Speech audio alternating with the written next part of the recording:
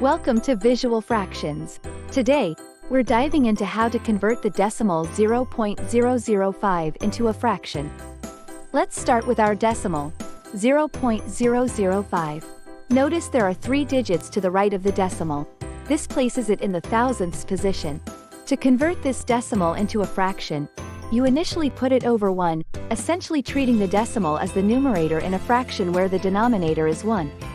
This sets up the conversion process where we multiply both the numerator, the decimal, and the denominator, 1, by 1000 because there are 3 decimal places. So, 0.005 times 1000 gives us 5, and 1 times 1000 gives us 1000. This translates 0.005 to the fraction 5 over 1000.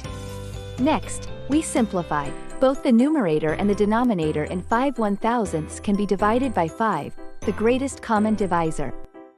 Divide 5 by 5 to get 1. And divide 1000 by 5 to get 200. So, 5 1,000ths simplifies neatly to 1 200th. And there you have it. The decimal 0.005 when converted to a fraction equals 1 200th. If you found this tutorial helpful, remember to smash that like button and subscribe to Visual Fractions for more practical math insights. Thanks for watching.